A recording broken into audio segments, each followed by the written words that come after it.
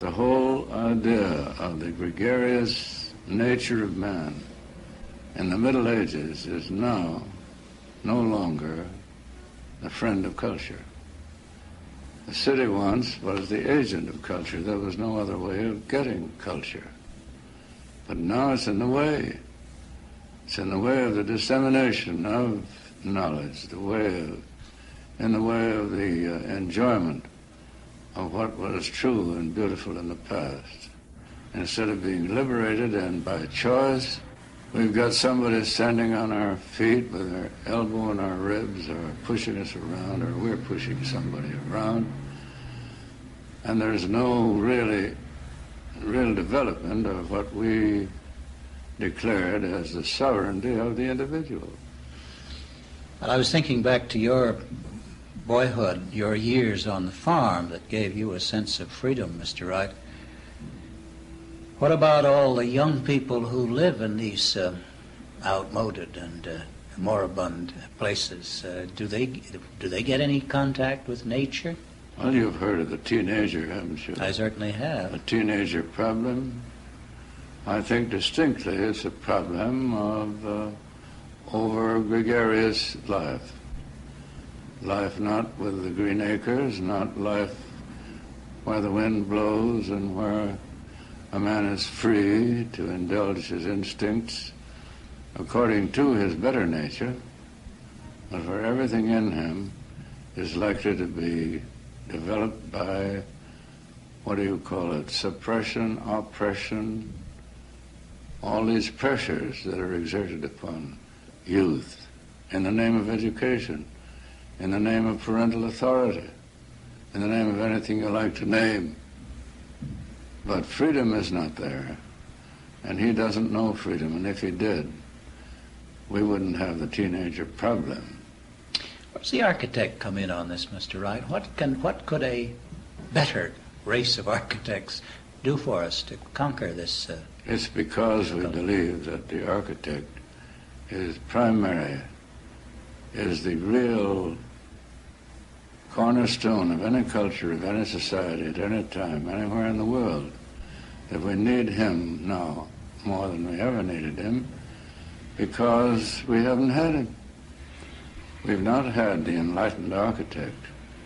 The architects we've had were educated in the Beaux-Arts along the old system. Architecture has meant certain fashionable things that have been admired during the centuries. Architecture lost its roots 500 years ago. And it's very well told by Victor Hugo in his story of Notre Dame, where he tells about the great cathedral and tells what happened to destroy it. And what happened to destroy the cathedral was a new tool coming into our hands, which we've never yet learned how to use. And that's the machine.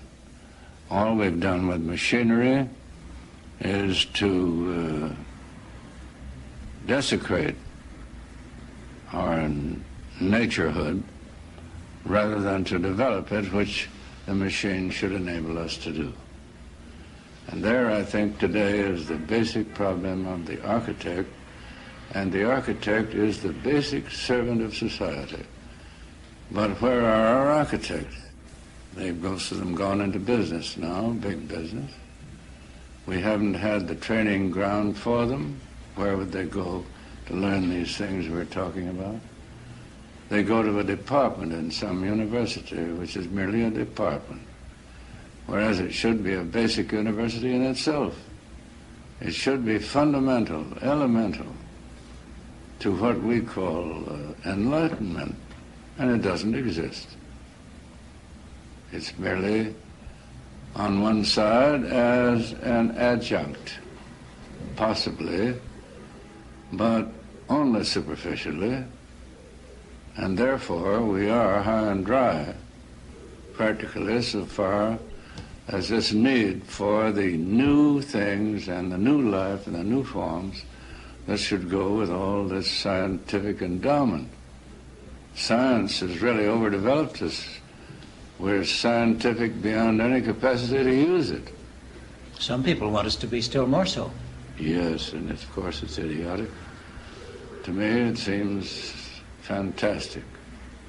But there are people, Mr. Wright, who seem to believe that you can't make an industrial society beautiful. If you're going to have the advantage of industry, you've got to have a certain amount of ugliness. That's not only treachery to the Declaration of Independence and the sovereignty of the individual, but to the nature of the human being. I think it was the nature of the human being to love and desire beauty and to do its best to live in it. Look at the civilizations that we call primitive now. Those primitive civilizations were far superior where their life was concerned in relation to nature than we are. That whole thing has somehow been mixed up. It's gone backward rather than forward because we've had all these ways of making life artificial. It's not the fault of the machine itself, is it? The machine is not at fault for anything. It's a great tool, but it's not a great tool for construction, only for destruction, unless you put it into the hand of what we were calling creative minds, architects, men with a deep sense of structure, or a sense of the elemental in human nature. What is it in us, Mr. Wright, that makes so many of us respond to the tremendous, to the tall, to the monumental, the impressive in modern architecture? If it's wrong, I suspect that it is. I'm sure you think so. The thing in itself is not wrong, but all those buildings were dedicated to the inferiority complex. And our declaration of the sovereignty of the individual demands a different sense of proportion, and I felt that when I was a young architect.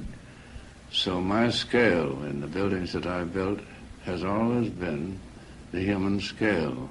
People said that if I'd been, instead of 5 feet 9, I'd been 6 feet 3 or 4, that all my buildings would have been different, and they're right, they would have been. Right here on Park Avenue, not more than a few hundred yards from here, Mr. Wright, we're building enormous square boxes of steel and glass.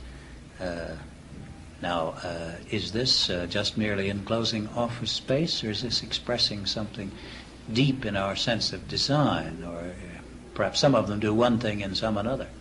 When you see, Doctor, the sense of space is what has been preserved in Paris and it made Paris the most beautiful city of the world today.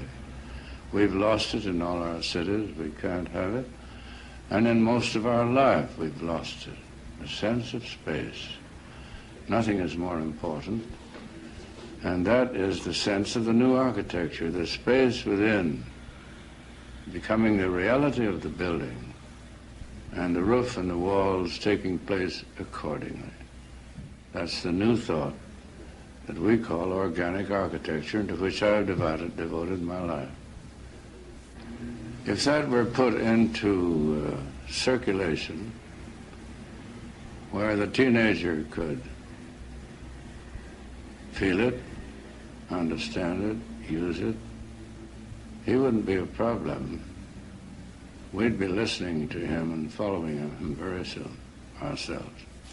Education is really depriving us, as it exists, of all this virtue which I've been referring to as creative. There will never be anything creative coming out of the education which the teenager will receive today in this drift toward conformity. And what about the drift toward science? About what? The drift toward science, or the compulsory movement. Well, that again is a drift toward conformity. Science is something you can put your hand on, and something you can see, and you will only see what you can put your hand on. Science is, of course, capable and will eventually join with art and religion, and when they're one, then we will begin to have the right kind of education. We'll have the right kind of buildings. We'll have a greatly improved method of life.